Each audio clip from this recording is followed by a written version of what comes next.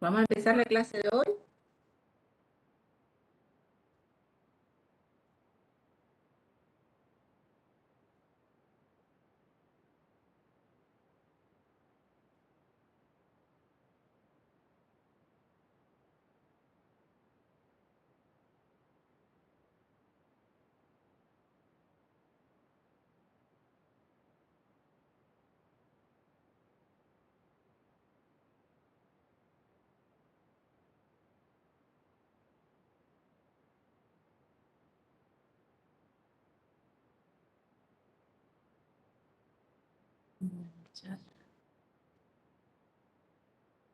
Bueno, comenzamos, ¿les parece? Somos pocos igual todavía.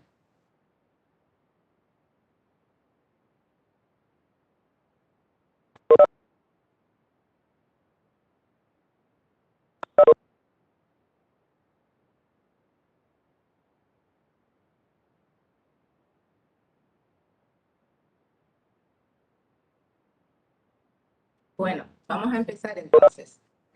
Díganme si me escuchan bien y si ven la filmina.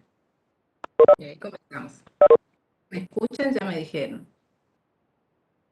Hola, profe, ¿se le escucha bien? Sí, y se ve la filmina. Bueno, perfecto. A ver un poquito, vamos a ver si pongo en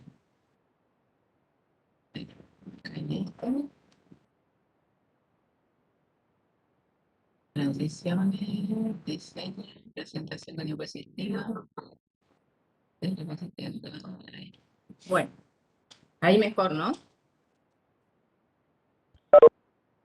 Bueno, vamos a seguir con nuestra clase. Hoy ya empezamos, dejamos la estructura de mercado, o sea, los distintos tipos de mercado que estuvimos analizando en las clases pasadas. Y ahora vamos a pasar a la unidad 8, que habla de la teoría de la distribución, o la teoría de la renta, también se le suele denominar. ¿Qué vamos a seguir? A Mochoni Becker en el capítulo 9, que habla de la retribución de los factores, eh, sobre todo en particular del mercado de trabajo.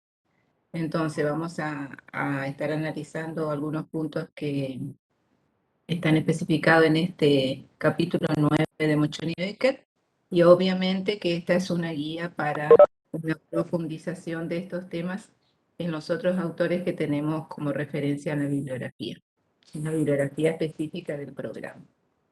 Siempre les recuerdo eso y no se olviden, ¿no es cierto?, de ampliar lo que damos aquí. Eh, bueno, entonces hoy damos esta clase y por lo extenso que es esta unidad, la vamos a estar terminando en la clase que viene.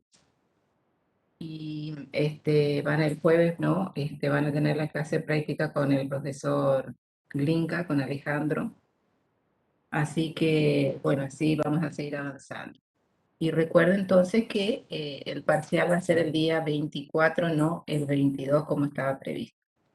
Todavía no lo comuniqué, pero ya para tenerlo en cuenta, dado que el 22 es feriado.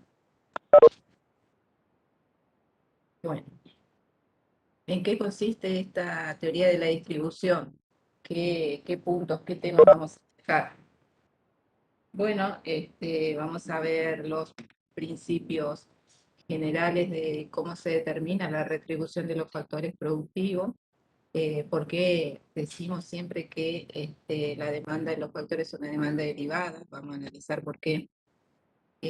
Vamos a estar viendo el ingreso del producto marginal, la oferta de los factores, la determinación del precio. Y aquí en particular vamos a tratar el mercado del trabajo, ¿no es cierto?, que es un factor muy importante dentro de los factores de producción.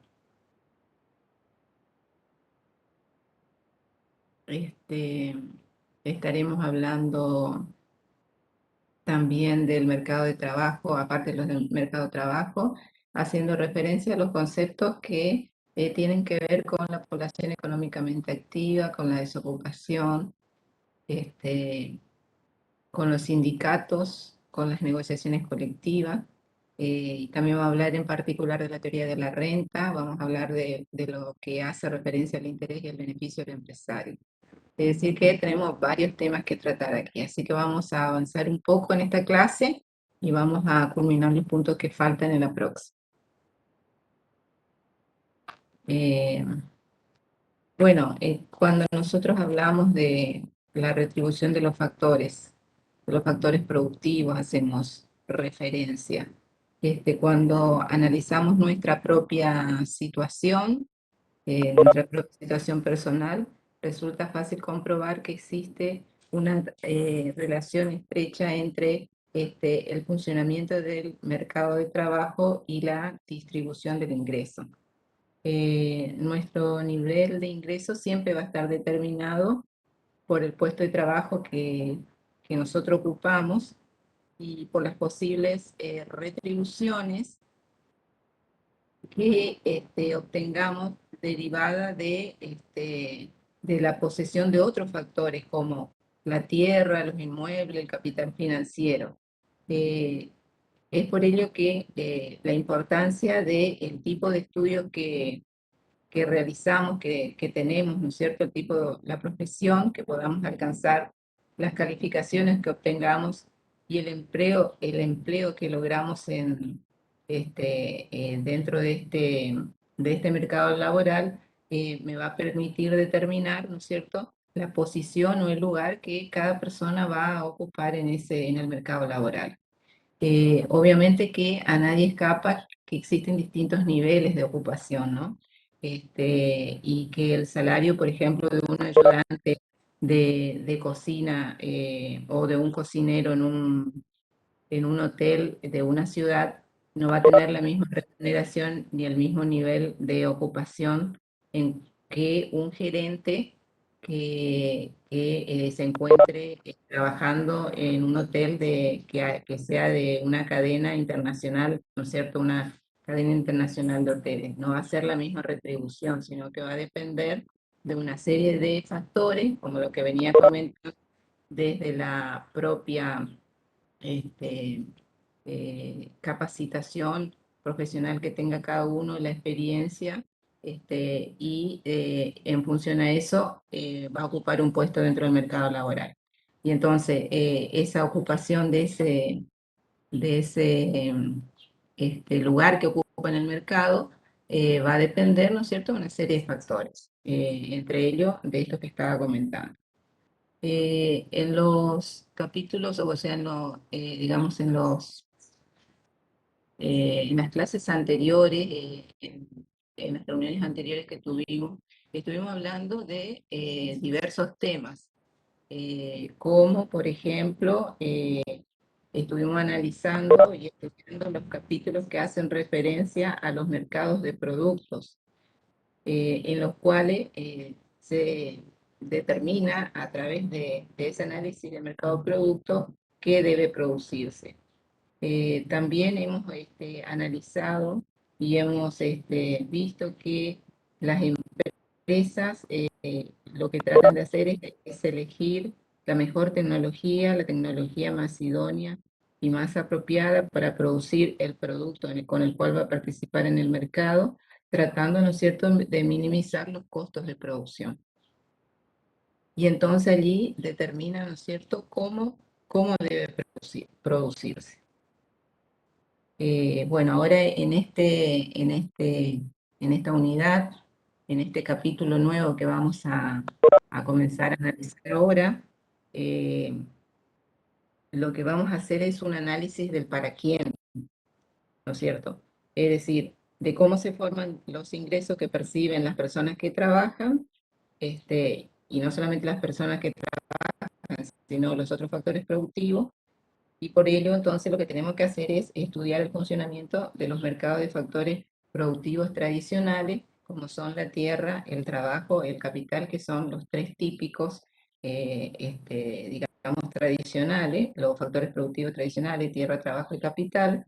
Y en particular nos vamos a centrar, vamos a hacer un breve comentario de los factores de producción y nos vamos a centrar en el mercado de trabajo.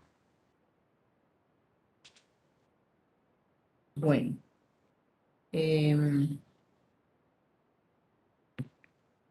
la distribución del ingreso en un país depende generalmente o fundamentalmente de dos aspectos.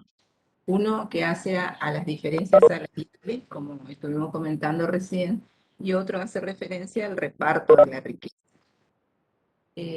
Las diferencias salariales hace referencia que cuando estas diferencias son muy marcadas, se considera que la distribución del ingreso es poco igualitaria.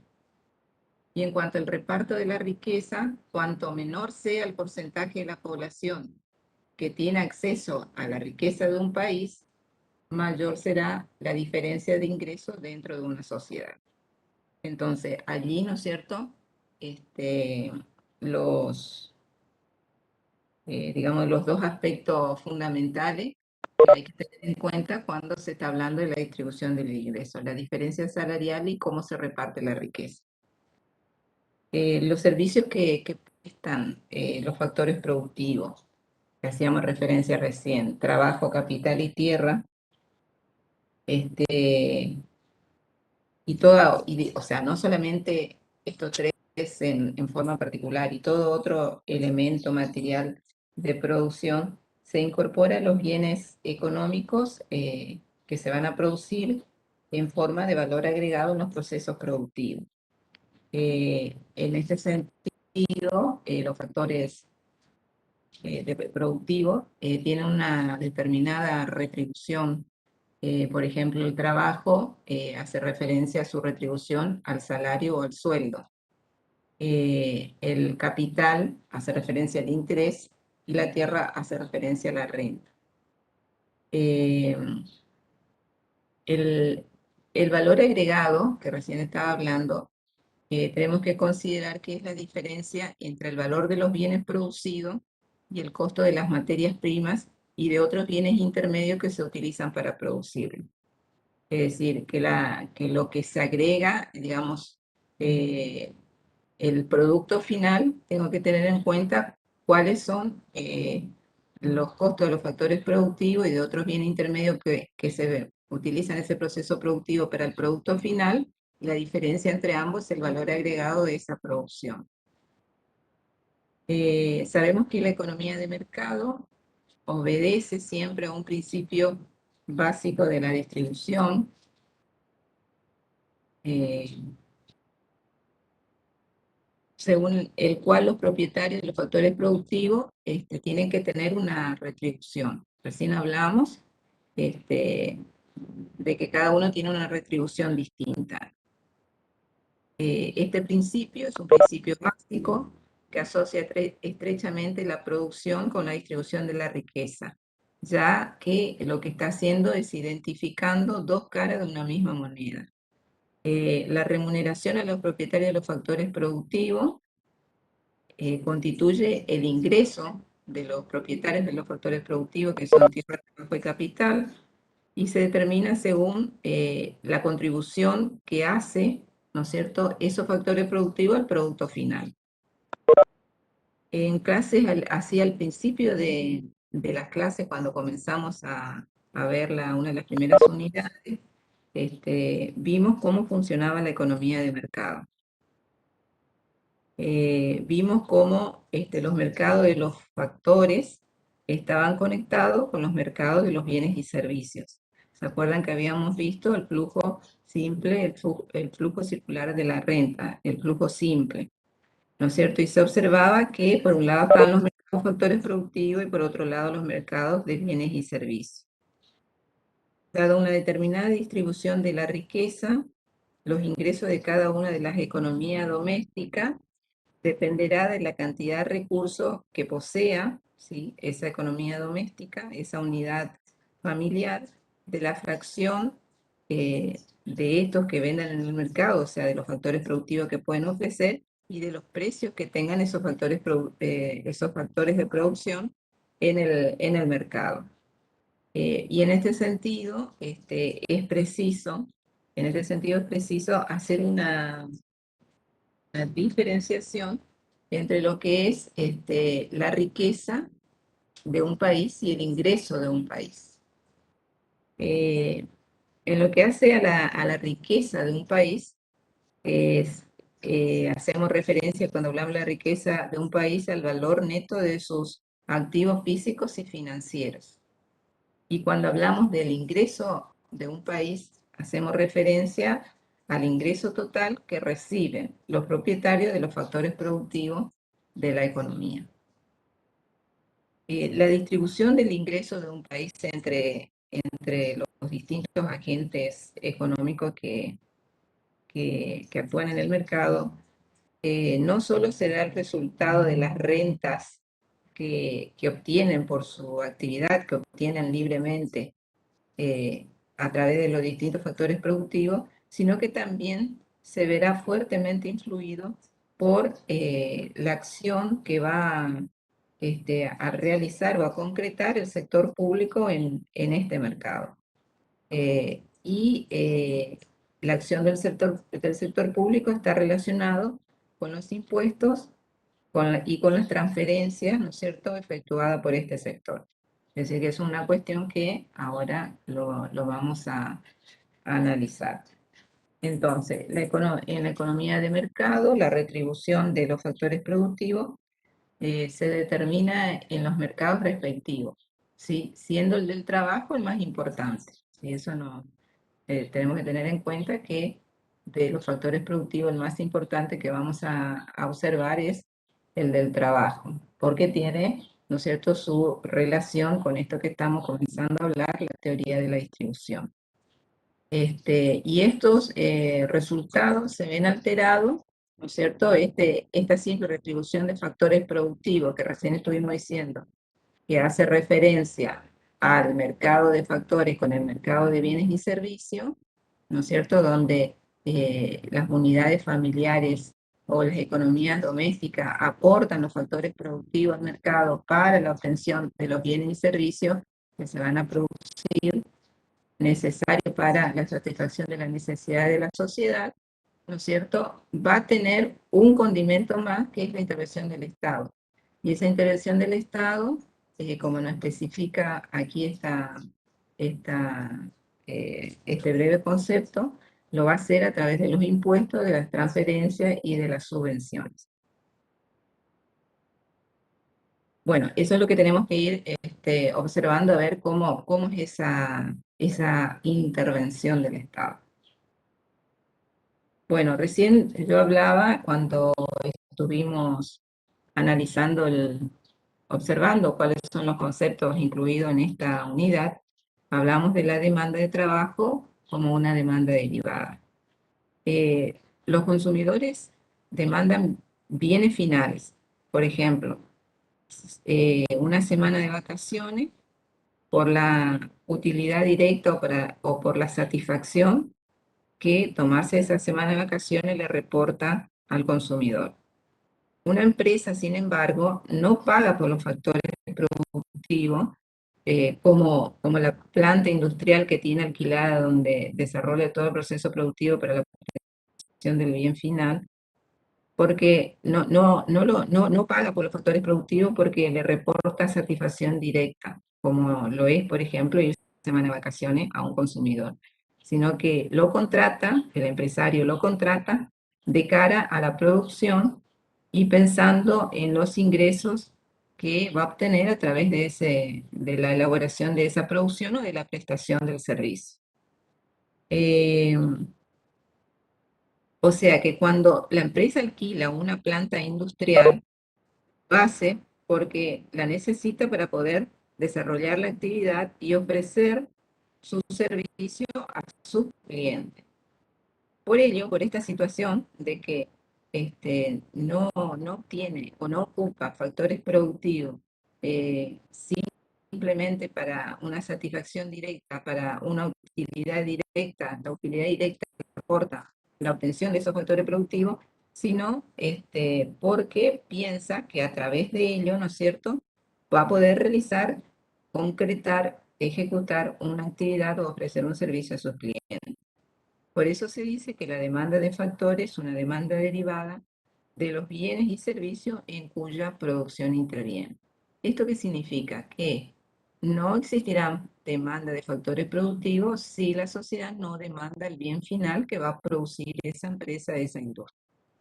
Entonces, no va a ser necesario la materia prima, no va a ser necesaria la estructura productiva, el proceso productivo, la instalación de la industria concreta, eh, no va a ser necesario la mano de obra, el personal capacitado, especializado en función al tipo de producto, si ese producto final que produce la empresa o la industria o la prestación de servicio que hace no es demandado por la sociedad. Por eso se dice que la demanda de trabajo es una demanda derivada, porque si no es necesaria la producción de un bien, nadie va a demandar los factores productivos, dentro del cual está, ¿no es cierto?, el trabajo, que es la mano de obra, como siempre lo solemos denominar. Entonces, por eso decimos que la demanda de factores es una demanda derivada de los bienes y servicios en cuya producción interviene. ¿Estamos hasta aquí? ¿Me van siguiendo y escuchando sobre todo? A ver, voy a habilitar el chat un poquito. A ver, ¿dónde está? Profe, ¿cómo acaba de decir que es la demanda de los factores? La demanda de los factores es una demanda derivada de los bienes y servicios que demanda la sociedad. Porque vos suponete, a ver, si tenemos, a ver qué ejemplo podemos dar. Si tenemos, no sé, una netbook, ¿m? Si tenemos una netbook, si la sociedad, es decir, los consumidores, los demandantes, no requieren una netbook, no va a hacer falta digamos, contratar ningún factor productivo que sea necesario para la producción de esta netbook. Es decir, que si no existe una demanda por parte de la sociedad del bien final que hace esa empresa, esa industria, ¿no es cierto? No hace falta los factores productivos que permiten la obtención de ese bien final. Como el bien final que produce o que va a producir una empresa, una industria o que va a prestar el servicio es demandado por la sociedad, entonces sí se requieren los factores productivos. Entonces sí es necesario la incorporación de los factores productivos. Allí sí el empresario lo que va a hacer es contratar, por ejemplo, la mano de obra, contratar a un trabajador, ¿sí? Porque se requiere a esa persona con esa capacitación, con esa profesión determinada, ¿no es cierto?, que venga a formar parte del proceso productivo que va a permitir la obtención del bien final. Si ese bien final no es demandado por la sociedad, o sea, no es vendido en el mercado, para decirlo concretamente, entonces los factores productivos no son necesarios. Por eso se dice que es una demanda derivada, porque el bien es demandado por la sociedad y se necesitan los factores productivos para producirlo. ¿Está más clarito ahí un poco? Bastante mejor. Gracias, profe. Profe, Bueno, entonces, ¿el mercado de factores depende plenamente del mercado de bienes y servicios? claro, depende de qué es lo que es necesario producir. Exactamente. No es que dependa exclusivamente, digamos, como un factor fundamental, pero evidentemente ahora ustedes se van a ir dando cuenta cuando vamos hablando de cómo se demanda el trabajo y cuáles son los factores que influyen. Pero despacito, vamos a ir, estamos entrando en tema. Vamos a hablar de la demanda de trabajo, porque allí también nosotros estábamos hablando recién de los factores productivos, de todos los factores, ¿sí? De los factores que en principio dijimos y identificamos que es tierra, trabajo y capital, ¿sí? Que son los factores productivos tradicionales, expresa Mochón, porque obviamente se puede incorporar nuevos factores productivos que también son importantes, pero a los efectos de poder comprender este tema, ¿no es cierto?, se parte de una base, de un inicio. Bueno, perfecto. Tenemos estos tres factores. Estuvimos viendo cuáles fueron, o sea, a partir de los factores productivos, cuáles son las retribuciones por el uso de esos factores productivos, que son, ¿no es cierto?, lo que recibe quiénes son los propietarios de esos factores productivos. Por ejemplo, si nosotros aportamos nuestro trabajo, digamos, que somos los propietarios de ese factor productivo y que quien es dueño de la materia prima para la elaboración de un producto específico también va a tener una retribución por ser dueño de esa materia. Es decir, que cada uno, ¿no es cierto?, en el contexto va a recibir su retribución en función al tipo de factor productivo que se trata. Bueno, ahí estábamos hablando, digamos, en general. Y después en particular estuvimos viendo que todos estos factores productivos se considera una demanda derivada porque si el producto final digamos, no le es necesario a la sociedad, las empresas no van no van a demandar esos factores productivos que son necesarios en el proceso productivo para obtener el producto final. Entonces, ahora vamos a ver uno de los factores productivos que es la demanda de trabajo. ¿Cómo analizamos la demanda de trabajo? Vamos a ver que tiene sus características particulares y vamos a observar cómo, ¿no es cierto?, el empresario a determinar qué cantidad o qué unidades de trabajadores va a contratar.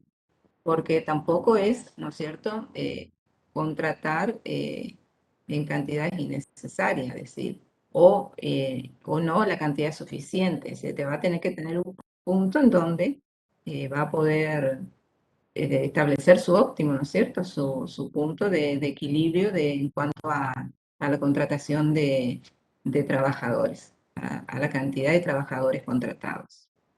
Así que bueno, vamos a suponer que acá como tenemos el ejemplo que observarán que es de Mochoni-Becker, que seguimos siempre para tener una línea, una guía, ¿no es cierto?, para desarrollar los temas. Supongamos que una empresa que fabrica helado, como era ya en unidades anteriores, estuvimos analizando la producción de helado, y que o sea, ya acá vamos a hacer suposiciones, ¿no es cierto?, que demanda un único factor variable, que es el trabajo, y que la cantidad empleada de capital físico, de edificios, de equipos, etcétera, de todo lo que se requiere para la producción de helado, se mantiene fija, permanece fija. Además, si se considera que la empresa está operando en un mercado competitivo, obviamente que ya se sabe que el precio va a estar fijado por el mercado y que para el empresario ese precio es un dato. Bueno, partiendo de esta base, ¿no es cierto?, ¿cómo va a decidir el nivel óptimo de empleo el empresario? ¿Cómo va a saber cuál es el nivel de producción que va a maximizar sus beneficios? Para ello, el empresario debe decidir y debe razonar marginalmente, ¿sí? Y para ello tiene que averiguar si el costo de utilizar una unidad más de trabajo, que el trabajo que hace referencia al salario, trabajo igual a salario, vamos a tener en cuenta este detalle, ¿no es cierto? Entonces va a averiguar si el costo de utilizar una unidad más de trabajo es mayor o es menor que el aumento del ingreso derivado de que tiene más productos que vender. Es decir, a medida que va incorporando nuevas unidades, cuál es su variación marginal que tiene como para poder determinar si va a tener una mayor ganancia o va a tener pérdida. Funciona la incorporación de una unidad adicional de trabajadores. ¿Cuál va a ser el rendimiento? Bueno, fijémonos entonces en este cuadro, ¿no es cierto?, que hace referencia a la deducción del valor del producto marginal del trabajo. Bueno, vamos a ir analizando por partes, no pensemos en el título del cuadro. Bueno, en este cuadro entonces aparecen los datos que nos da el ejercicio nos da distintas columnas. Estamos hablando de una empresa de helados que trabaja en una, o sea, en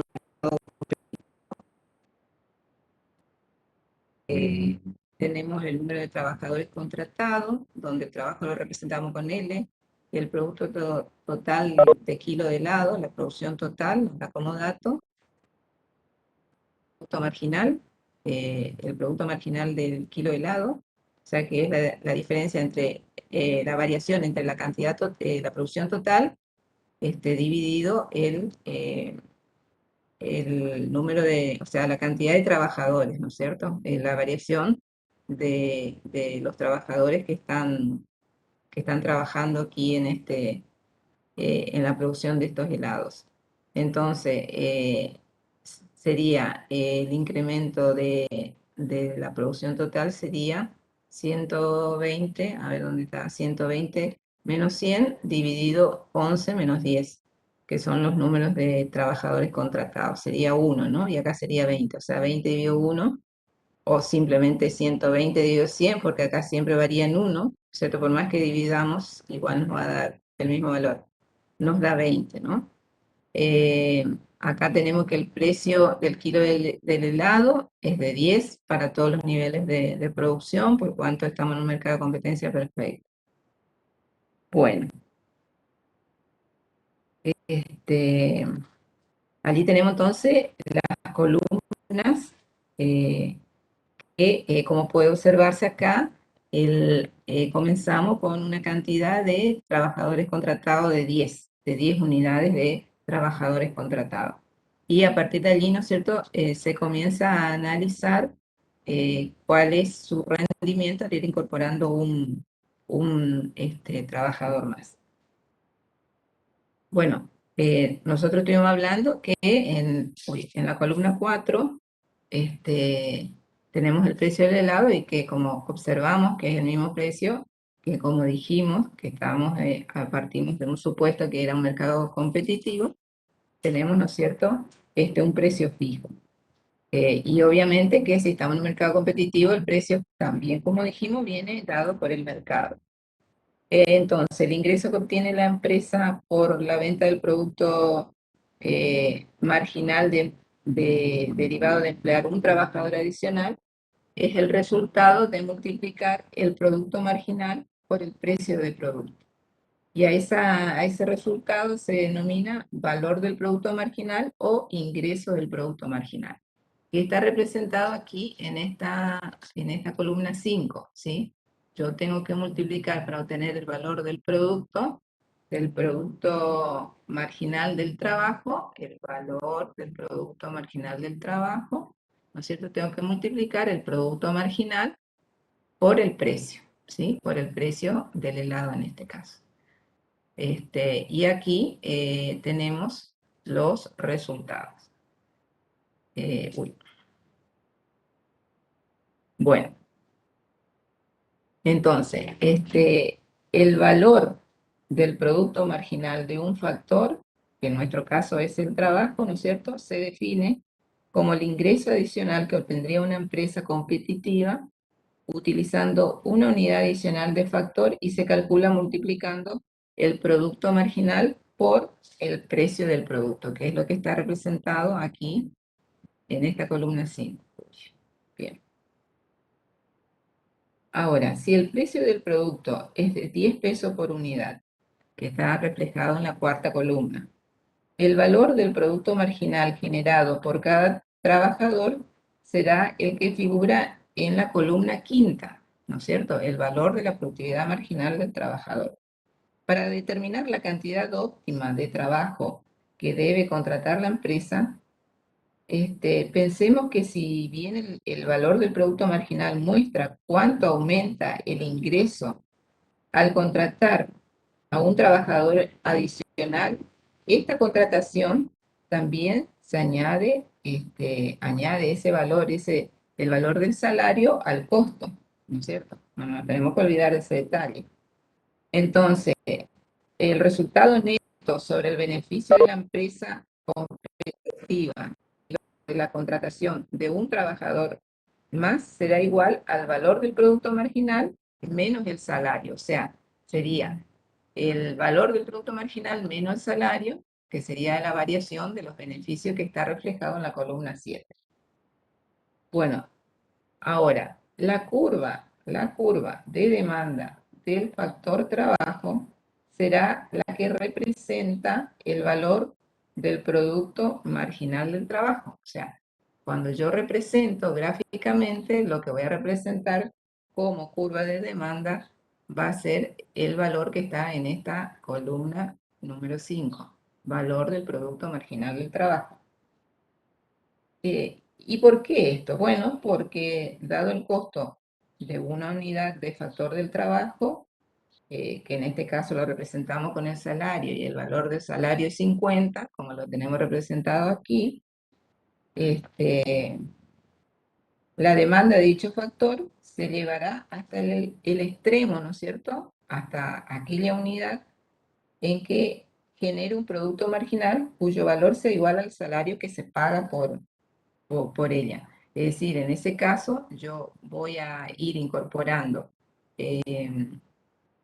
unidades de trabajo, ir contratando trabajadores hasta el punto donde el valor del producto marginal se iguale al salario que hay que pagarle a esa persona dentro de este proceso productivo. Y que en este caso, ¿no es cierto?, estamos representando, o sea, este punto se representa en la cantidad de trabajador 13, donde el valor de la productividad marginal del trabajo se iguala al salario que es 50. Entonces, en ese punto, la variación del beneficio, ¿no es cierto?, entre lo que habíamos comentado, que era el valor del producto marginal menos el salario, ¿no es cierto?, se iguala y es igual a 0.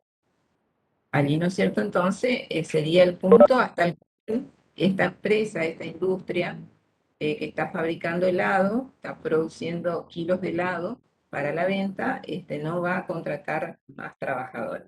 ¿Por qué? Porque si yo contrato 12 trabajadores, ¿no es cierto?, ahí hasta tendría, ¿no es cierto?, una variación de los beneficios 50. Pero si yo contrato un trabajador más después de 3, o sea, 14 trabajadores, el valor de la productividad marginal del trabajo sería 30 y el salario que yo le pago a esta persona, este trabajador contratado adicional, es 50. O sea que ahí ya no voy a tener beneficio, sino ya voy a tener una pérdida de 20 pesos, que sería esto. Entonces, por eso es interesante, ¿no es cierto?, digamos, tener, ¿no es cierto?, estos datos y estar situado con toda esta información como para poder observar hasta qué punto, hasta qué cantidad, hasta qué unidad de trabajadores contratados va a tener esa empresa, en este caso de los helados, para la producción de todos estos kilos de helado que tenemos como referencia. Bueno, y esto, ¿no es cierto?, se representa en un gráfico también todo lo que estuvimos hablando.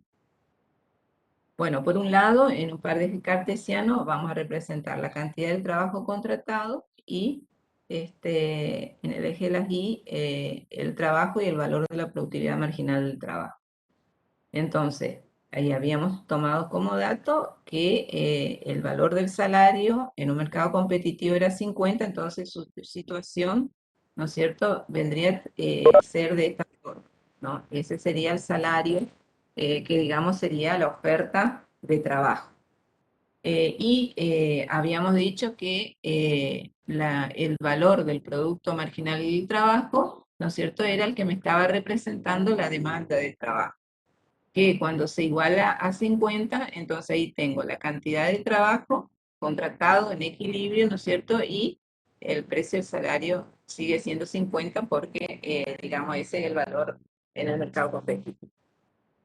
Bueno, entonces en este punto E, que está acá, es donde, ¿no es cierto?, de equilibrio, es donde el salario es igual a el valor de la productividad marginal del trabajo. Dice, la curva de demanda de un factor en este caso trabajo que estamos analizando, por parte de una empresa competitiva, viene representado por la curva de valor del producto marginal del trabajo. Si el valor del producto marginal de trabajo es superior al salario, que en este caso está representado en la letra W, la empresa debe elevar su nivel de empleo. Y si es inferior, debe reducirlo.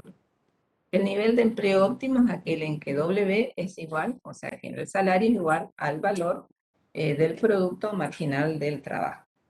Entonces, este punto, ¿no es cierto?, es el que tenemos que observar en esta situación. Bueno, entonces, la empresa va a expandir el empleo, ¿no es cierto?, la contratación de trabajadores, su plantel de personal, mientras el valor del producto marginal del trabajo sea superior al salario monetario, y lo va a reducir siempre que sea inferior a él. Entonces, el nivel óptimo se va a dar, a ver si acá, para que se pueda ver, se va a dar, ¿no es cierto?, donde el salario es igual al producto marginal del trabajo por el precio del producto. O lo que es lo mismo, esto, el valor productividad, el producto marginal del trabajo por el precio del producto es igual al valor del producto marginal del trabajo. Entonces, cuando el salario sea igual al valor del producto marginal del trabajo, allí está nuestro punto óptimo de contratación de trabajadores. Entonces, tenemos W es igual al producto marginal del trabajo por el precio, que es igual al valor del producto marginal del trabajo. Esa es la condición que se cumple en este punto E. Y el salario real, ¿no es cierto? Este salario sería un salario, podría ser un salario mensual, ¿no es cierto? El salario real es igual al salario monetario, dividido el precio, que es lo que nos va a dar, ¿no es cierto?, cuánto es la remuneración por hora, el salario real que se denomina por hora, que ahora lo vamos a usar más adelante, ténganlo en cuenta que ya lo vamos a utilizar. Bueno, entonces la demanda del trabajo es la cantidad de personas que están dispuestas a contratar la empresa para cada nivel de salario. Ese sería, ¿no es cierto?, digamos, el concepto. La demanda de trabajo, ¿no es cierto?, va a ser la que va a tener la empresa, va a ser la cantidad de personas que está dispuesta a contratar la empresa para cada nivel de salario. Por lo tanto, ¿no es cierto?, tiene que hacer esta relación entre lo que es la cantidad de personas que quieren trabajar y cuánto cuesta cada persona, ¿sí? Cuál es la remuneración o lo que estamos denominando aquí el salario. Bueno,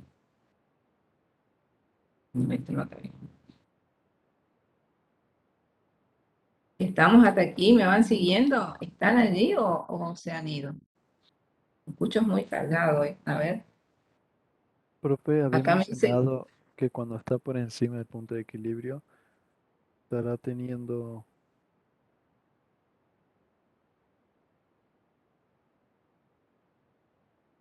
el punto de equilibrio, me preguntan acá, ¿cuál sería en el cuadro? En el cuadro sería, a ver, vamos a volver para atrás, esperen un poquito. En el cuadro sería este el punto de equilibrio, acá miren, donde, o si no hacen esta columna, donde se iguala el valor del producto marginal del trabajo con el salario, en ese punto, ese es el óptimo.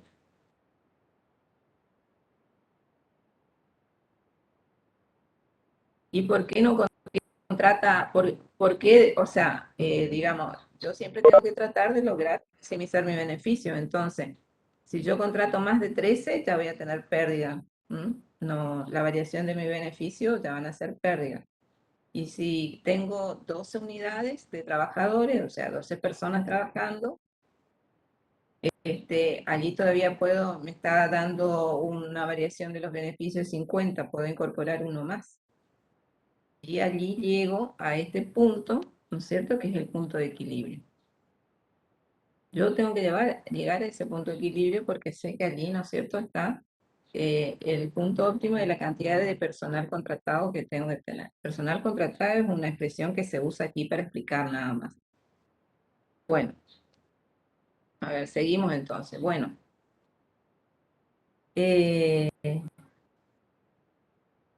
bueno, obviamente que tenemos una curva de demanda de trabajo, ¿no es cierto? Como recién lo estuvimos viendo, y esta curva va a tener modificaciones o desplazamientos en función a que varíen, ¿no es cierto? Que tenga una variación los factores de producción. La curva de demanda de trabajo de la empresa competitiva entonces se va a desplazar cuando se modifiquen aquellos factores que puedan alterar el valor de la productividad marginal del trabajo.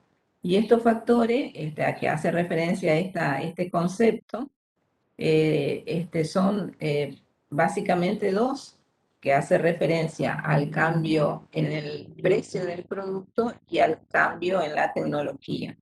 Entonces, son dos cuestiones claras aquí que hacen que esta curva de demanda del trabajo sufra una modificación, que aumente o que disminuya, ¿no es cierto? Que mejore, se desplaza hacia la derecha y hacia arriba, o que disminuya y entonces se desplace hacia la izquierda y hacia abajo, ¿no? Entonces cambiando la posición inicial. Entonces hay dos factores que son fundamentales, uno es el cambio del precio del producto y el otro el cambio en la tecnología. Respecto al primero, eh, eh, digamos que la cantidad producida por el último trabajador que se incorpora no depende de los precios, pero sí tiene lugar un aumento del precio del producto, el valor de la producción se verá incrementado. Como cada trabajador aporta más al valor de la producción, la curva del valor de la productividad marginal del trabajo se va a desplazar hacia arriba. En este caso, perdón. Aquí, en este gráfico, nosotros observamos que cuando habla de cambio en el precio de los productos, para hacer una diferencia con la mejora tecnológica que sabemos que va a movilizar la curva hacia la derecha, pone como ejemplo una disminución del precio, o sea, que tiene los dos efectos. Puede aumentar o puede, en función si aumenta el precio o disminuye el precio. Acá está representado si disminuye el precio. Y en este caso entonces va a desplazarse hacia la derecha, perdón, hacia la izquierda y hacia abajo la curva, ¿no? Ahora, respecto a cambios en la tecnología, una mejora tecnológica que incremente la cantidad de producto que aporte el último trabajador, siempre y cuando se mantenga constante todo lo demás, todos los factores, también, ¿no es cierto?, el precio del producto hará que también aumente el aporte del último trabajador a los ingresos de la empresa. Entonces, si hay una mejora tecnológica, aumenta la productividad del trabajo y la curva de valor de la productividad marginal de trabajo se va a desplazar, como está acá en esta figura, hacia arriba. Y en ese caso, entonces, de esta situación original va a tener un desplazamiento hacia arriba y hacia la derecha. Entonces, la curva de demanda de trabajo por parte de una empresa competitiva, que siempre recuerda que estamos en un mercado competitivo, se desplaza hacia arriba y hacia la derecha cuando aumenta el precio del producto vendido por la empresa o cuando tiene una mejora tecnológica que incremente la productividad marginal del trabajo. Y cuando hablamos de la curva de demanda del mercado, se obtienen a partir de las demandas de trabajo que lleven a cabo todas las empresas que forman ese mercado que se está analizando.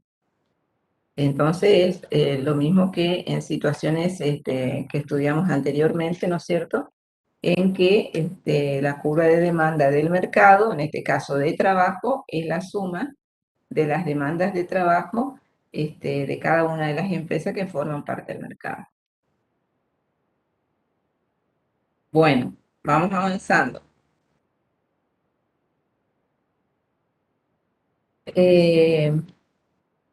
A ver, déjenme tomar un mate. A ver, que si me escriben algo más.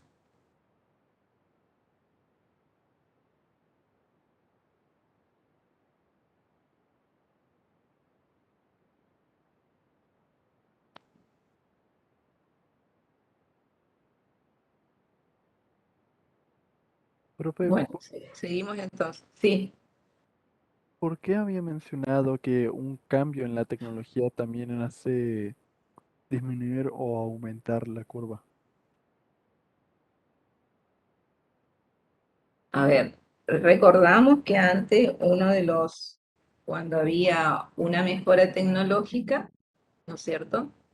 Representaba que los precios, no estamos hablando del mercado de trabajo, estamos hablando de demanda, ¿no es cierto? Cuando bajaban los precios, perdón, cuando se incorporaba mejora en el proceso productivo, bajaba el precio y aumentaba la cantidad, ¿no es cierto?, ofrecida desde el punto de vista del oferente, ¿no? Entonces, en este caso, la similitud es lo mismo, ¿no es cierto? Nosotros estamos hablando de una mejora. A ver, acá vamos a ver si puedo volver al Power. Uy, espérame un poco. ¿No es cierto? Si nosotros estamos en una situación así, obviamente que una mejora tecnológica va a desplazar esta curva de demanda porque quiere decir que va a requerir, si relacionamos ahora sí con el mercado de trabajo, va a requerir la empresa una mayor cantidad de mano de obra. ¿Por qué? Porque ese proceso productivo nuevo, esa mejora tecnológica, va a requerir de más factor productivo para producir una mayor cantidad de bienes. Entonces, entre los factores productivos está el trabajo. Y entonces va a requerir, además de materia prima, ¿no es cierto? Y el capital que ya lo incorporó porque tiene la mejora tecnológica, va a necesitar una mayor cantidad de mano de obra. ¿Se entiende lo que quiero decir? Por eso va a requerir una mayor cantidad, porque ahora va a producir, como consecuencia de esa mejora, ¿no es cierto? Va a producir una mayor cantidad y por lo tanto va a requerir más factores productivos para producir una cantidad mayor. Dentro de esos factores productivos se encuentra el trabajador. Profe, Sí. siguiendo con lo de la mejora tecnológica, ¿puede pasar que una mejora tecnológica provoque una disminución? Acá el libro dice que también puede provocar. No tengo un ejemplo como para dar, lo tomo como un dato, porque incluso en esta parte encontré un error, así que bueno,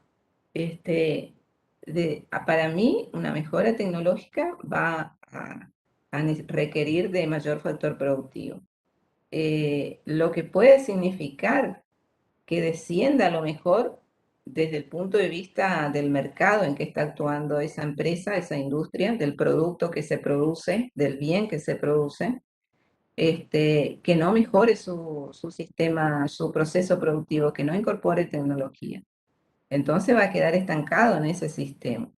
O lo que se me ocurre, que puede ser que las máquinas o el proceso productivo quede obsoleto y no se pueda utilizar más, que puede llegar a ser, o que, por ejemplo, un proceso productivo importante que requiera de tecnología muy específica y no la pueda conseguir como para hacer el mantenimiento o el reintegro, o sea, el cambio de esa pieza necesaria, de esa maquinaria, de ese proceso, de una parte del proceso, aunque sea una parte del proceso, ahí en ese caso podría ser que, digamos que disminuya la producción desde el punto de vista tecnológico, pero no me parecería muy factible, debería ser casos muy puntuales desde mi punto de vista.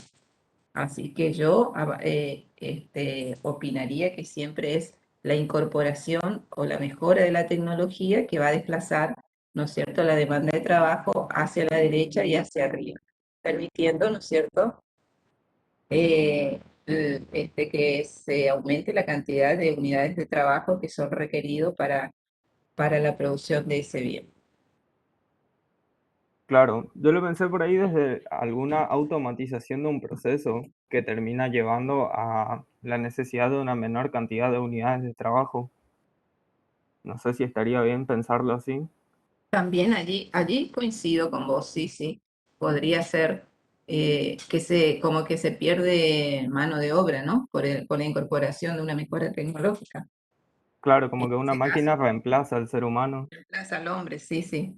En ese caso puede ser, sí, pero yo desde este punto de vista conceptual no puedo comenzar a analizar, digamos así, con cosas tan específicas. Lo que nosotros hacemos en todos los temas es de analizarlo desde el punto de vista de carácter general, como para saber si pasa tal cosa, qué efecto produce.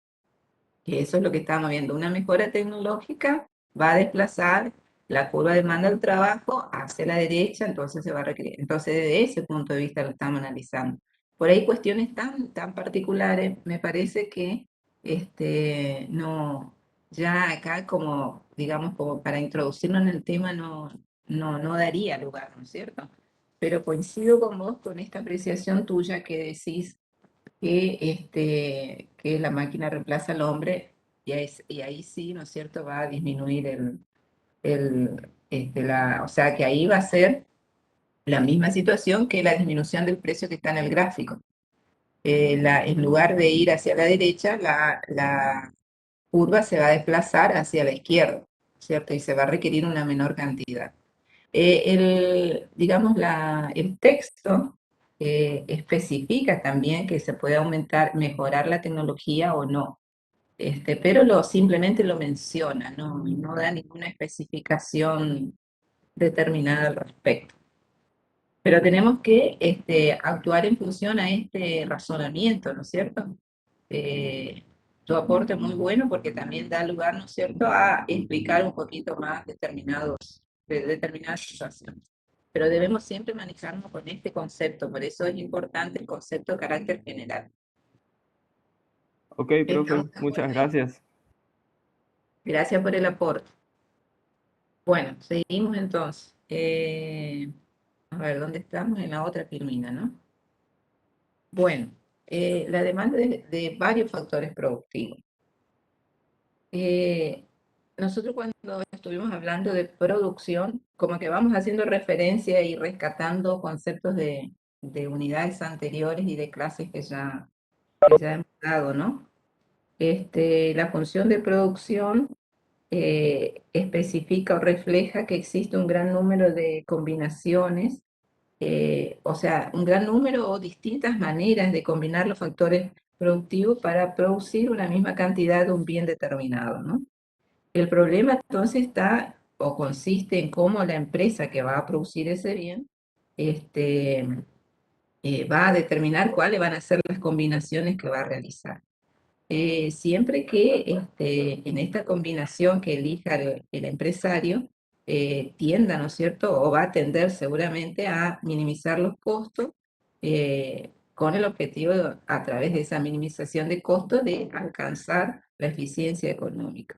Entonces, la empresa va a comenzar a observar, ¿no es cierto?, cuáles son los factores y qué tipo de combinaciones va a utilizar para tratar de alcanzar el costo más bajo posible para una determinada cantidad de producto. Digamos que para ello también, ¿no es cierto?, va a comparar el costo de utilizar una cantidad adicional de cada factor que va a incorporar, ¿no es cierto?, con el valor del producto marginal de este. Siempre va a estar viendo lo marginal, o sea, ya sea en el caso anterior el ingreso o en este caso los costos. Y suponiendo siempre que la empresa, o bueno, siempre suponiendo, ¿no es cierto?, que esa posibilidad de tener distinta alternativa de combinación de los factores productivos le va a permitir llegar a un costo mínimo y a su vez lograr una eficiencia económica a través de la utilización de estos factores productivos. Y entonces siempre va a estar comparando el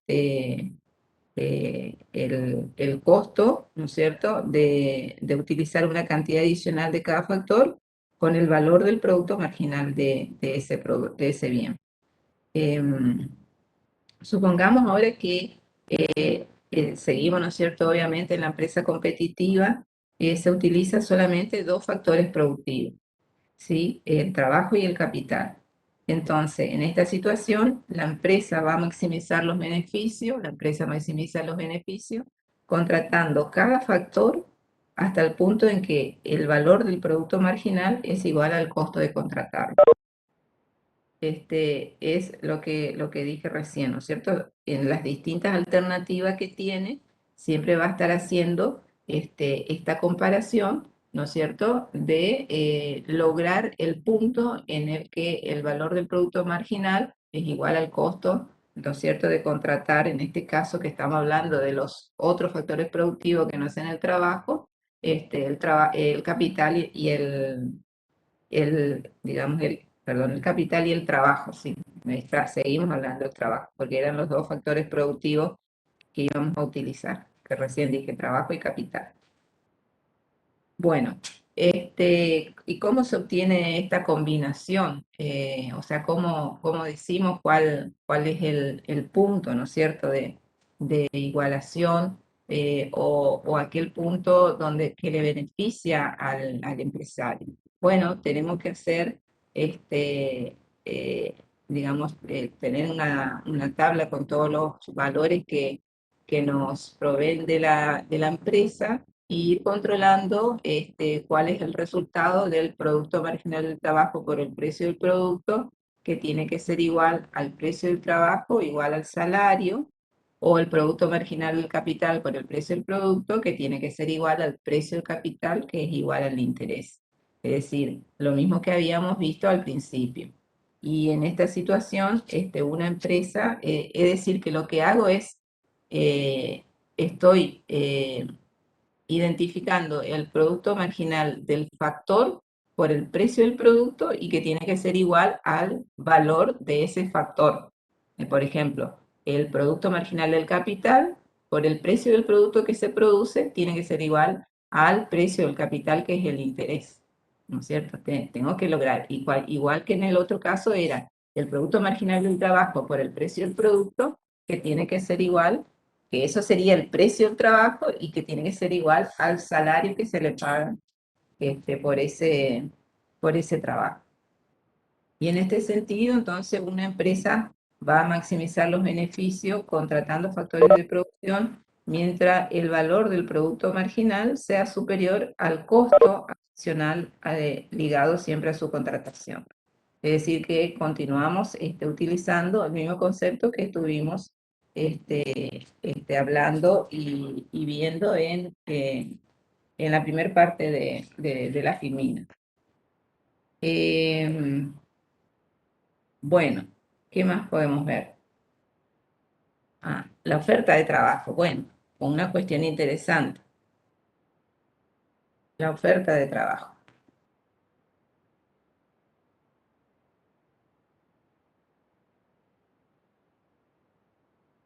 Bueno, fíjense qué extraño gráfico, ¿no? La curva de oferta de trabajo del individuo. Donde tenemos un gráfico donde representamos las horas de trabajo y el salario real, que hace referencia a cuánto vale la hora trabajada. ¿Se acuerda que hoy les dije, tómenlo como dato, el salario dividido el precio, ¿no es cierto? Aquí lo tenemos representado, ¿no es cierto?, en el gráfico, el salario real, tenemos las horas trabajadas. Bueno, ¿a qué hacemos referencia cuando hablamos de la oferta del trabajo? Bueno, la oferta del trabajo ¿a qué hace referencia? Al número de horas que desea trabajar la población en actividades remuneradas. Está condicionada fundamentalmente por dos factores que son muy importantes, ¿no es cierto?, y que tiene que ver con las disyuntivas entre el trabajo y el ocio y el costo de oportunidad de una hora de ocio. Interesante, disyuntiva entre trabajar o no, ¿no es cierto?, y el costo de oportunidad de una hora de ocio, es decir, de no trabajar. En cuanto a la primera, que es la disyuntiva de trabajar o no, trabajo u ocio, cabe señalar que cuanto más horas decida trabajar un individuo, una cosa lógica, ¿no es cierto? Menos tiempo tendrá para dedicarle a sus actividades favoritas, por ejemplo, que puede ser un deporte, que puede ser incluso mirar televisión o salir con amigos. La opción entre trabajo y ocio es un elemento muy importante, un elemento clave para determinar la curva de oferta de trabajo. Con respecto al segundo de los factores determinantes, hay que tener en cuenta que el costo de oportunidad de una hora de ocio es una hora de trabajo. O sea, que para tener una hora de ocio tengo que renunciar a una hora de trabajo, lo que a su vez equivale a una hora de salarios. Si el salario de una persona es de 20 pesos por hora, como ejemplo, el costo de oportunidad de una hora de ocio serán los 20 pesos que va a dejar de percibir, ¿sí? Entonces, si se consigue un aumento salarial de 5 pesos, el costo de oportunidad de disfrutar una hora adicional de ocio también va a aumentar, porque está totalmente relacionado, ¿no? Ese sería el salario real, el salario dividido el precio. O sea que la oferta individual del trabajo muestra la cantidad de horas que un individuo está dispuesto a dedicar a actividades remuneradas en un determinado sector en el mercado, según cuál sea el salario por hora. Entonces, en función a eso, va a trabajar. Entonces, la curva de oferta individual de trabajo, que es el que tenemos representado en el gráfico, refleja el número de horas trabajadas según el nivel de salario por hora del trabajo. La forma de esta curva, que tiene una forma particular, dependerá de cómo los trabajadores responden, ¿no es cierto?, en esta disyuntiva, en este contexto de ver cuál es, digamos, cuál es el equilibrio entre el trabajo y el ocio. Obviamente que a una variación del salario, eh, digamos, cuando aumenta el salario, cuando aumenta la hora de trabajo, va a haber mayor incentivo para trabajar unas horas más y restarle al ocio.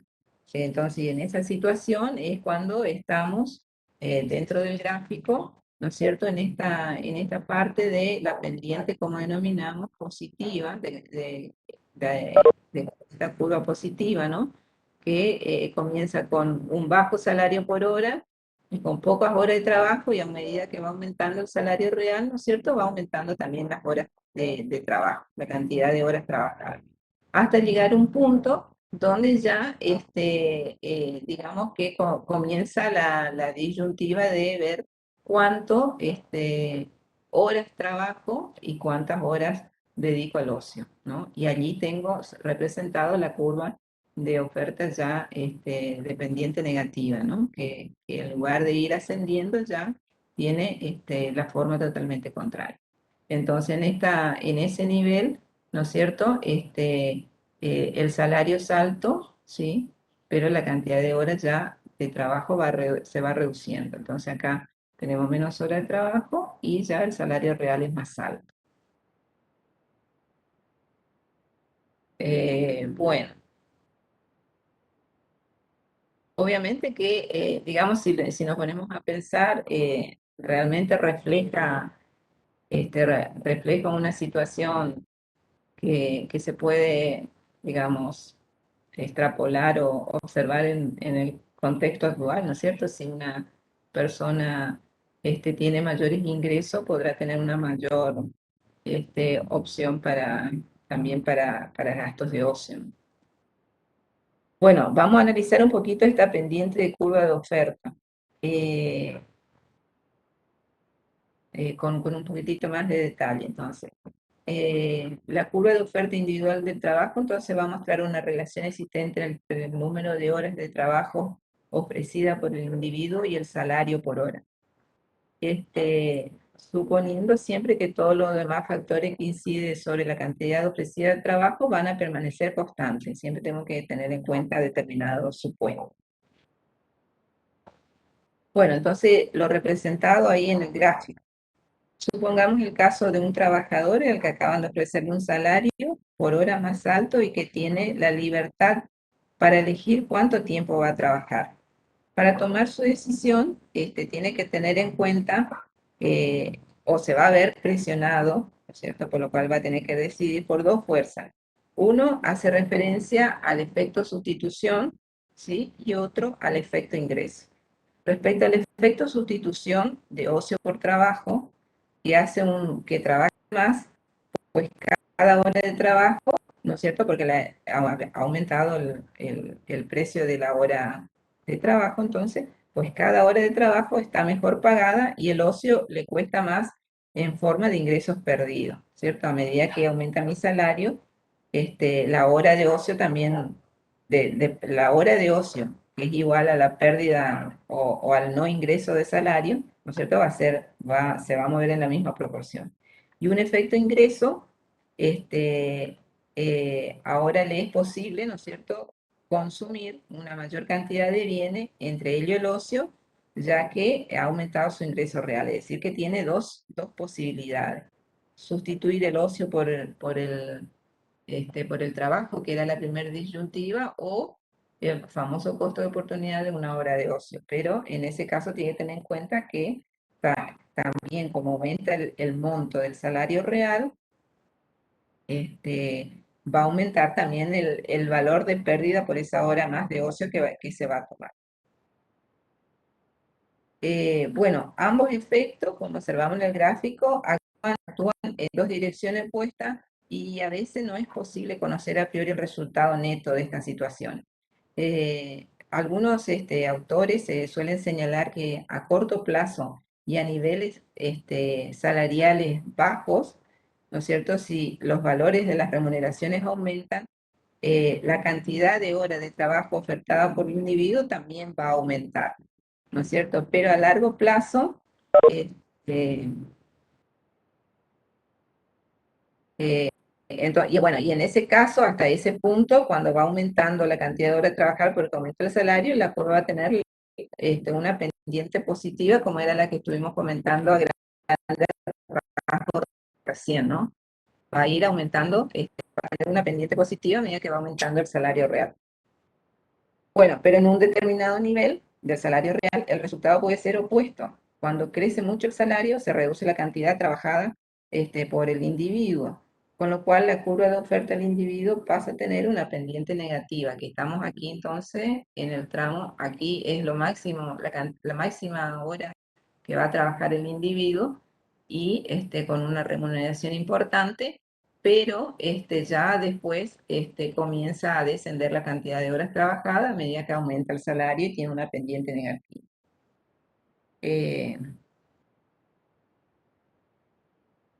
Bueno, entonces digamos que esto es lo que representa la, la oferta de trabajo, ¿no? Bueno, dice, bueno, acá está lo que dice, que algunos autores acá sostienen que la curva de oferta de trabajo del individuo tiene dos tramos diferenciados, uno con inclinación positiva y a partir de cierto nivel de salario, y otro que presenta una curvatura hacia atrás. Era lo que estuvimos viendo, que va a depender de un efecto sustitución de ocio por trabajo en este primer tramo, ¿no es cierto? Y un efecto ingreso que va a ser ya acá en el tramo de pendiente negativo. Bueno, muy bien.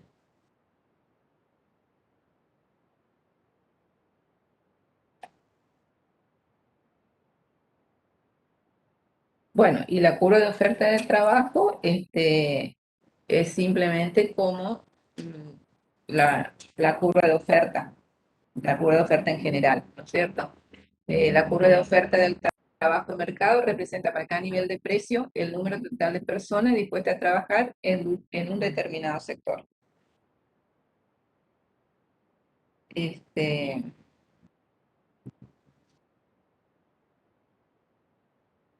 Bueno, ahora la curva, y acá representamos, ¿no es cierto?, el equilibrio del mercado de trabajo, ¿no es cierto? Vamos a tener la demanda de trabajo, ¿sí? L sub D, sí, LD y LS de oferta de trabajo, ¿no? Donde se cortan se igualan, tenemos el salario real de equilibrio y el precio y la cantidad de equilibrio.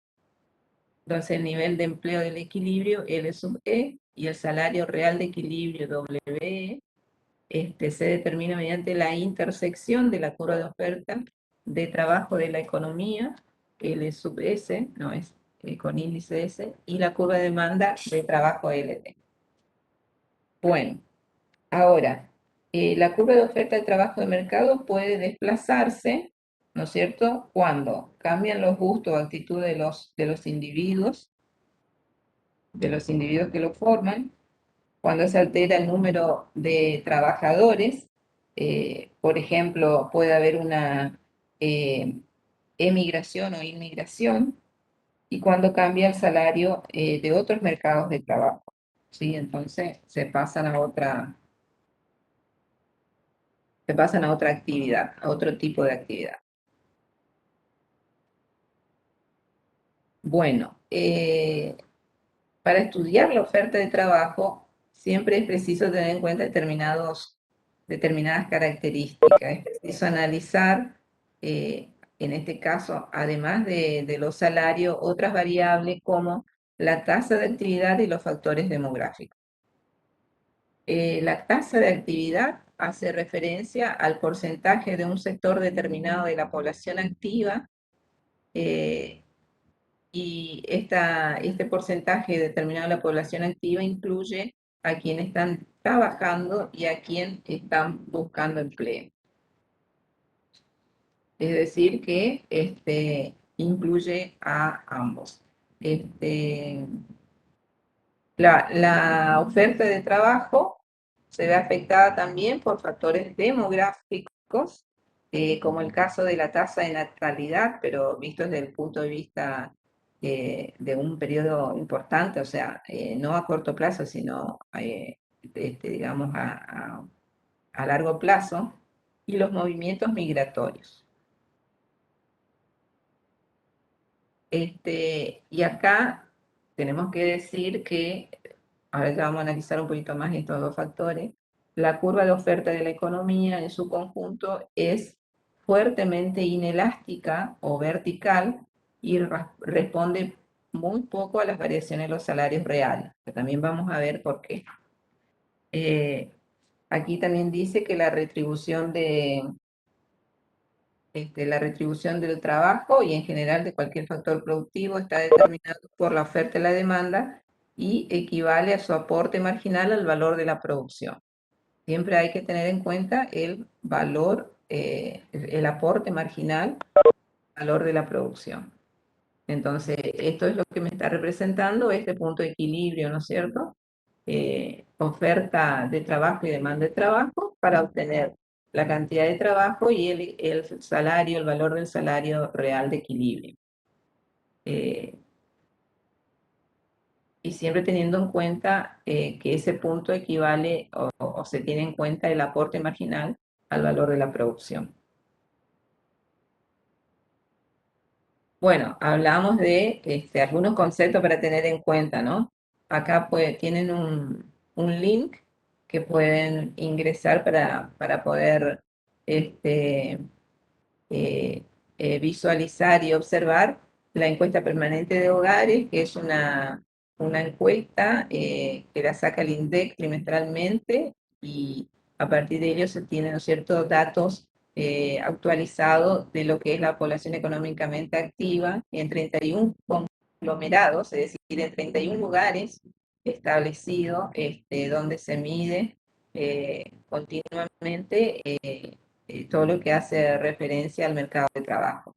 En ese link pueden mirar, pueden ver, creo que está hasta el segundo semestre del 21, o sea, del 2021, que hace referencia a estos 31 conglomerados, dentro de los cuales forma parte Posadas, porque no es la ciudad entera, sino está determinado por regiones, creo que son 4 regiones, y en una de ellas está Posadas, no Misiones, está Posadas. Se toma referencia a un determinado lugar que está especificado, ¿no es cierto?, dentro de la metodología de la encuesta permanente de hogares. Bueno, A ver, vamos a repasar un poquito estos conceptos que ya seguro todos lo saben. La población económicamente activa hace referencia a, dice, la integran las personas que tienen una ocupación o que sin tenerla la están buscando activamente, es decir, que está compuesto por la población ocupada más la población desocupada. Y cuando hablamos de,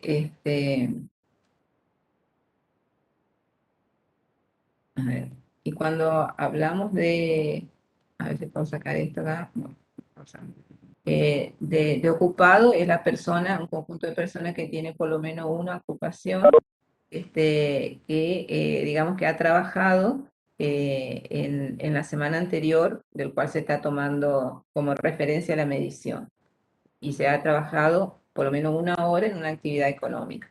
Generalmente toman la metodología también específica, digamos, qué semana toman la medición. Y los desocupados, personas sin ocupación que buscan activamente trabajo.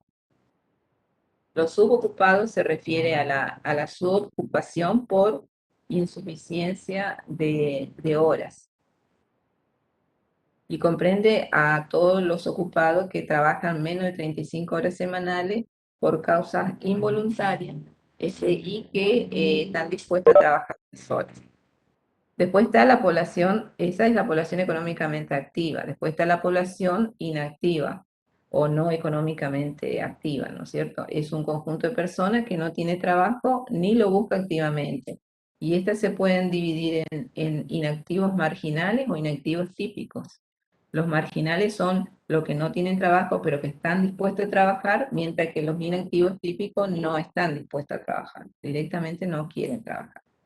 Bueno, y entonces tenemos este cuadrito, ¿sí? Simplificador, ¿no es cierto? Donde para saber cuál es la población económicamente activa. Hace referencia también, fíjense, a este grupo, un grupo etario, similar al que se toma para las estadísticas de INDEC. Por ejemplo, entonces tenemos dos grupos, la población en edad económica o la población económicamente activa, comprendida entre aquel grupo etario de 14 a 65 años. Y la no edad económica, o sea, aquellos que no son personas que puedan realizar actividades económicas, es decir, que no puedan trabajar, están los menores de 14 años y los mayores de 65 años. Entonces, dentro de esta población en edad, digamos, población en edad para trabajar, tenemos la población económicamente activa, donde están los ocupados, que hace referencia a los que están ocupados, que tienen un puesto, y a los subocupados que quieren, que tienen un puesto, pero están dispuestos, por la cantidad de horas que trabaja, está dispuesta, por las pocas horas que trabaja, está dispuesto a trabajar una cantidad mayor de horas. Y los desocupados que no tienen trabajo, pero que quieren trabajar. Y la población económicamente inactiva, o sea, la población que no trabaja, donde tenemos los marginales, que dijimos que son aquellos que no tienen trabajo, pero que que tienen deseos de trabajar, y los típicos que no tienen deseo de trabajar. Eso conforman los inactivos, como para tener una idea. Y los indicadores del mercado laboral, tenemos la tasa de actividad, que hace referencia al porcentaje entre la población económicamente activa respecto a la población total de referencia, es decir, de qué región, de qué país, de qué grupo, en este caso de la encuesta permanente de hogares, de la EPH, es estos 31 conglomerados que están totalmente identificados a través de la metodología. Entonces, esa sería la población total de referencia. Y la tasa de empleo, que hace referencia al porcentaje entre la población ocupada y la población total de referencia. La tasa de desempleo, que hace referencia a el porcentaje entre la población desocupada y la población económicamente activa, y la de subempleo, que hace referencia al porcentaje entre la población subocupada y la población económicamente activa. Es decir, distintas tasas, que son los indicadores del mercado laboral, ¿no es cierto?, que va siempre comparando con, en el caso de la encuesta permanente de hogares, compara el trimestre de este año respecto al trimestre del año anterior, como para saber si ha aumentado, o sea, en el caso de que ha mejorado el empleo, que ha bajado la desocupación, o cómo se maneja, o cómo evolucionó el subempleo, cómo evolucionó el desempleo, es decir, son indicadores del mercado laboral muy importantes que dan la tendencia y cuál es la situación en este aspecto. Bueno, ¿qué hora estamos? A ver, bueno, seguimos un poquitito más.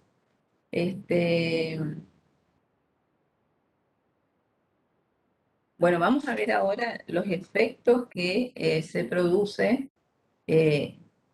tanto en la curva de demanda como en la curva de oferta cuando hay algún cambio. Los cambios en algunos de los factores distintos al del salario, ¿no es cierto?, inciden en la curva tanto de demanda como de oferta de trabajo y obviamente en el equilibrio de este factor productivo. Supongamos, en primer lugar, que como resultado de una mejora tecnológica que aumenta la productividad del trabajo, la demanda de este factor se desplaza hacia la derecha y hacia arriba, como habíamos comentado anteriormente. Entonces estamos en una mejora tecnológica, tenemos una situación de equilibrio, también tenemos un ejes cartesiano,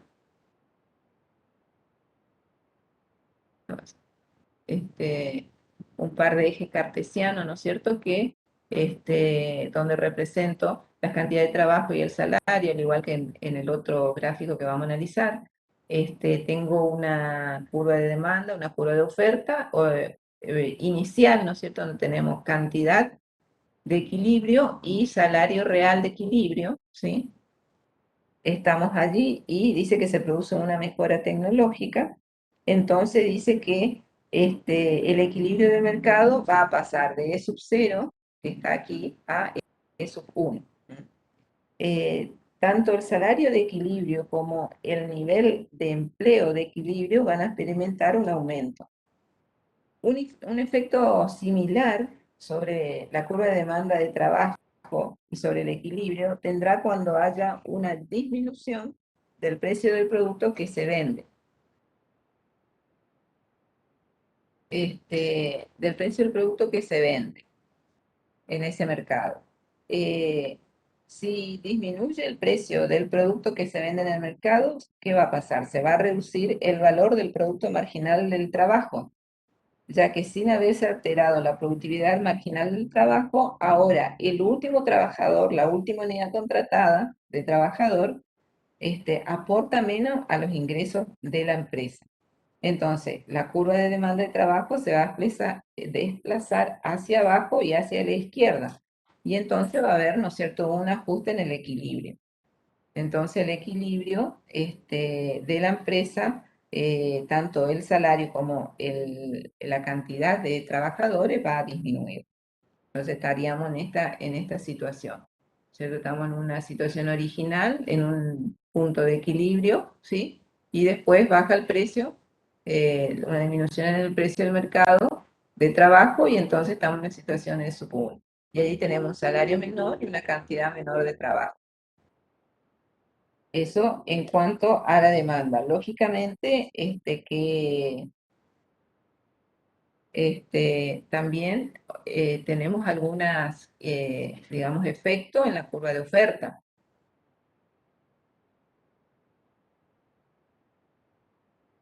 Y en este caso, se puede dar cuando existe alguna restricción a la oferta de trabajo. Bueno, primero vamos a explicar, no vamos a la oferta, sino vamos al flujo migratorio. Perdón. Un flujo inmigratorio de cierta importancia. Supóngase ustedes que la economía de un país está floreciente, entonces llegan personas del extranjero a habitar ese país. Obviamente que así como vienen a este nuevo país, van a tener que mantenerse, por lo tanto van a demandar un trabajo, ¿no? Entonces, la oferta de trabajo, en ese caso, la oferta de trabajo, en el caso que haya una inmigración, que haya muchas personas que estén con deseos de trabajar para poder mantenerse y vivir en este nuevo país, en el país floreciente y próspero, va a hacer que esta oferta de trabajo desplace la curva de oferta hacia la derecha. En ese caso, ante un aumento de trabajadores, el salario va a disminuir y el nivel de cantidad también, o sea, disminuye el salario y va a aumentar, ¿no es cierto?, la cantidad de trabajo. En ese caso va a aumentar.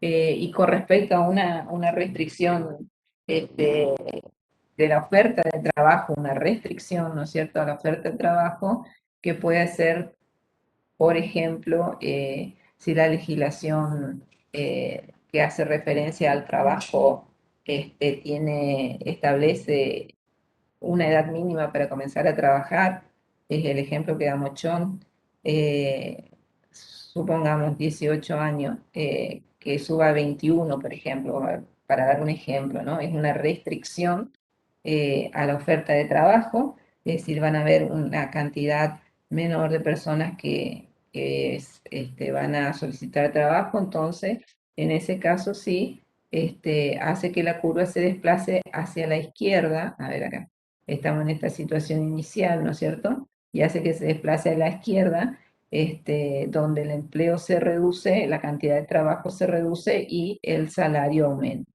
¿no es cierto? Es como cuando antes veíamos los efectos, ¿no es cierto?, en oferta y demanda, que estudiamos a principio de las primeras unidades. Bueno, vamos a ver qué hora estamos. Seguimos un ratito más, a ver. ¿Me están escuchando hasta aquí? Porque no... A ver el chat, que me dicen algo.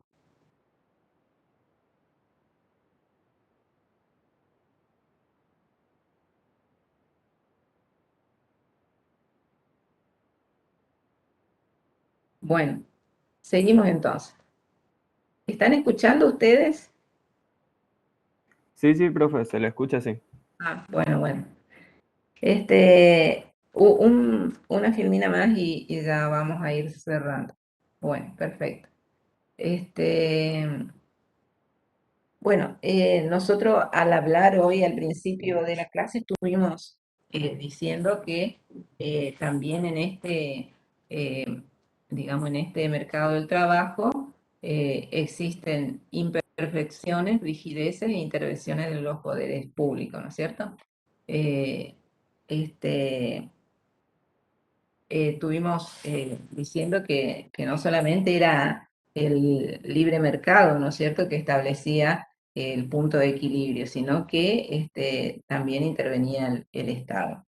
Digamos, en una situación real, en un contexto real, los mercados de trabajo rara vez son mercados competitivos. Por un lado, los salarios no son flexibles, más bien son rígidos. De modo que los ajustes que se producen que se realizan en este sentido, siempre se produce con lentitud. No son aumentos salariales importantes o sea, una vez por mes, o generalmente, ¿no es cierto? Se hace una o dos veces al año los ajustes, ¿no es cierto? Es decir, que son niveles de salarios prácticamente rígidos, ¿no?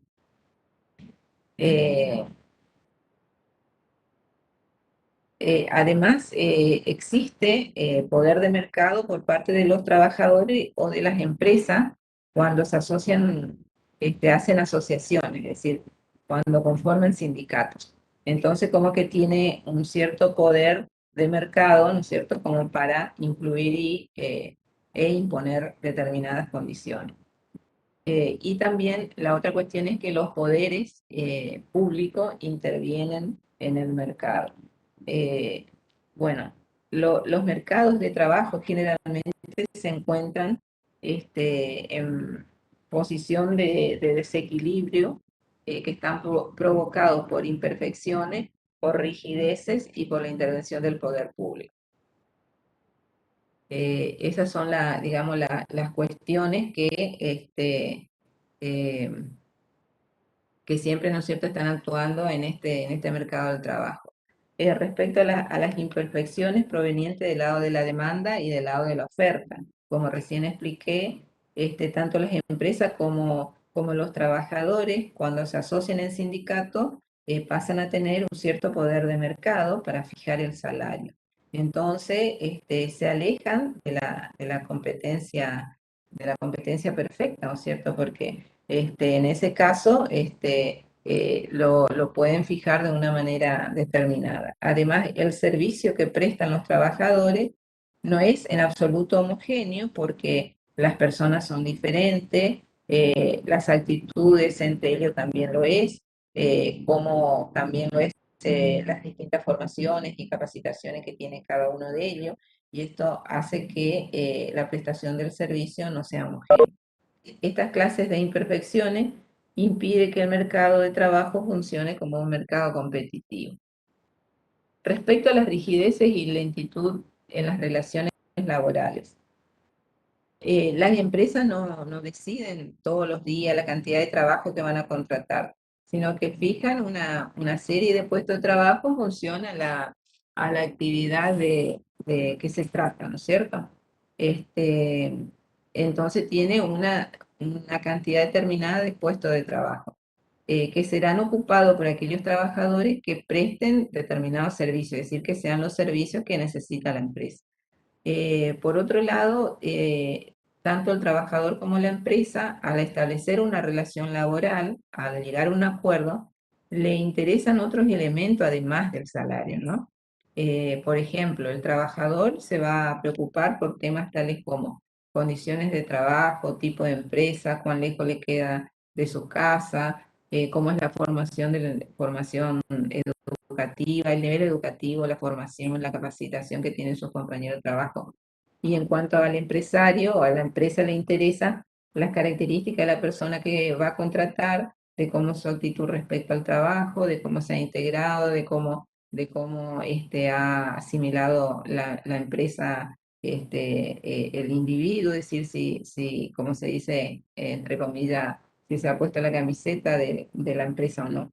Entonces, debido a todos estos factores, habrá una cierta lentitud y rigidez en el mercado de trabajo. Y tanto la empresa como los trabajadores van a realizar complicados procesos digamos, de búsquedas para poder llegar, ¿no es cierto?, a la opción deseada entre ambos, en un lugar donde tanto el empresario como el trabajador estén de acuerdo, ¿no es cierto? Y se pueda establecer esta relación laboral. El salario se acuerda y se negocia al formalizarse la relación laboral y solo se revisa una vez al año. Entonces, es una utopía, expresa Mochón y Becker, pensar que los salarios varían de forma instantánea según la fuerza de mercado, ¿no? Así que ahí hay un detalle muy importante. Y la otra cuestión son las intervenciones del Estado, del poder público, ¿no es cierto? Eh, Otro rasgo diferenciador del mercado de trabajo es esta intervención. Sabemos que todos los países cuentan con una legislación laboral donde se establece una serie de derechos tendientes siempre a favorecer al empleado, digo, trabajadores. Se les concede el derecho a rescindir el contrato en cualquier momento, mientras que el empresario no tiene o sea, tiene limitada su capacidad para rescindir el contrato en cualquier momento. Además, se le otorga a los trabajadores el derecho de actuar conjuntamente con el empresario y a través de ese acuerdo se establece un salario mínimo que la empresa tiene que respetar desde el momento en que ese acuerdo entre el trabajador y la empresa se establezca. La legislación laboral también suele contemplar la obligación que tiene la empresa de indemnizar a los trabajadores en caso de despido, es lo que se denomina indemnización por despido, ¿no es cierto? O el costo del despido, que hace que reduzca la incertidumbre que tienen los trabajadores respecto a su futuro, pero que ocasiona un costo muy importante, un costo de despido muy importante que la empresa tiene que tener en cuenta. Dado que la legislación lo establece de esa manera, y tiene que hacer frente a esa situación cuando despide a un trabajador. Y es por eso también que a veces las empresas no tienen la cantidad de personal que desearían tener, por cuanto, ¿no es cierto?, tienen en cuenta este costo de despido. Bueno, ¿qué más? A ver si hay otro más, otra primera más. Bueno, debido a las imperfecciones, la rigidez y la intervención de los poderes públicos en el mercado de trabajo, suele observarse situaciones de permanente desequilibrio, y uno de los que refleja ese desequilibrio es lo que nosotros denominamos el desempleo. Se refleja, este desequilibrio, en exceso de oferta, en el sentido de que muchas personas que desean trabajar no pueden hacerlo. Y esa situación se denomina desempleo y suele mantenerse por mucho tiempo. Generalmente no es una situación que se revierta en el corto plazo. Los factores determinantes del desempleo son dos: los desajustes y las fricciones, ¿no es cierto?, y la rigidez salarial. Los desajustes y las fricciones que aparecen al tratar de compatibilizar la demanda y la oferta de trabajo, es una de las cuestiones importante, y otro es la rigidez salarial. El salario se mantiene en un nivel superior al de equilibrio. En estas circunstancias, la cantidad de puestos de trabajo siempre será inferior al número de personas que desean trabajar. Entonces, de allí, ¿no es cierto?, que surge el desempleo. A ver. Bueno, el mercado de trabajo se diferencia de los mercados competitivos en los siguientes aspectos. Las empresas y los trabajadores, mediante sindicatos, ¿no es cierto?, que estuvimos comentando que cada uno arma su sindicato para poder negociar, tienen determinado poder de mercado. La relación entre el trabajador y la empresa se establece a través del puesto de trabajo y suele ser estable, de modo que los ajustes siempre van a ser lentos. Hablamos de 1 o 2 ajustes al año. En cuanto al monto salarial, del aumento del monto salarial. La intervención de los poderes públicos se concreta, ¿no es cierto?, en una legislación laboral restrictiva, y de allí el miedo, ¿no es cierto?, de la contratación de una mayor cantidad de personal, por cuanto tiene que hacer frente a ese costo, de despido.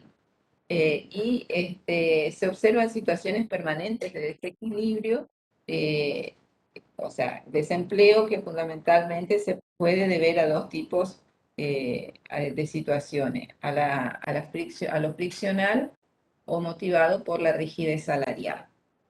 Bueno, que eso, ¿no es cierto?, lo vamos a analizar en la próxima clase. Así que bueno, a ver.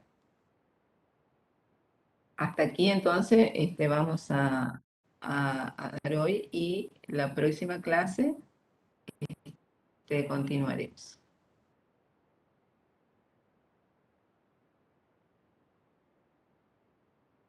No sé si tienen alguna pregunta. Profe, un compañero había preguntado de que Ajá, cuando se está hablando del trabajo y un empleado, aunque trabajara menos horas, tendría un salario más alto. claro, O es el sea, caso de, yo di el ejemplo hoy, pero no lo especifiqué. En el caso, como da Johnny Becker, cuando tiene un salario más alto. Bueno, tiene un salario más alto cuando yo hago una comparación de los niveles de los puestos. Eh, no puedo comparar el nivel de ocupación de un cocinero en un hotel de una ciudad, ¿no es cierto?, a la posición que tiene el trabajo de un gerente en una cadena de hoteles internacional. Digamos, en ese caso, los niveles de remuneración son totalmente distintos. Y allí sí, el salario real, digamos, el monto por hora del pago es totalmente diferente. Aun cuando, ¿no es cierto?, las responsabilidades también acompañan a esa remuneración. Y de allí es que, eh, digamos que al ser el salario más alto por hora, el valor del ocio por hora también será más alto, porque está totalmente relacionado que una hora de trabajo equivale a una hora, el mismo monto equivale a una hora de ocio. O sea que si yo dejo de trabajar una hora, voy a perder una hora de remuneración, ¿sí? No voy a percibir esa hora. Esa es la relación que se hace. De allí es que en un momento determinado, incluso cualquier persona, independiente a este ejemplo que he dado, del cocinero y del gerente del hotel, independiente a eso, va a llegar un momento en que un individuo va a comenzar a trabajar a medida que va a comenzar a trabajar con un salario bajo, y a medida que se va capacitando, van pasando los años y pues, de especializarse, va a comenzar a aumentar la hora de su salario. O sea, él va a comenzar. Y también va a aumentar la hora de su ocio, el valor de la hora de su ocio. Pero como Mochón y Becker explican que esta cantidad de hora trabajada tiene un límite, ¿sí? Entonces allí cuando llega el límite, comienza ya a determinar el individuo si qué proporción o cuál será el equilibrio entre el trabajo y la cantidad y el ocio. Porque ya tiene un determinado nivel y ya, digamos, como que está posicionado respecto a su nivel social, en función a su capacidad laboral, ¿no es cierto? Tiene una remuneración adecuada y eso le permite eh, este, tener una mayor cantidad de horas de ocio digamos, mayor a cuando estaba en la curva, en el gráfico de la curva de pendiente positiva. Ahora ya está en la curva de pendiente negativa, cuando tiene un determinado nivel salarial. No sé si me explico. Sí, sí, profe. ¿Y esto ocurriría regularmente? Y sí, yo digo que sí. En esta época particular que vivimos, creo que no ha de estar no ha de ser muy real, digamos, ¿no? Por la situación, pero sí, en una situación normal, sí.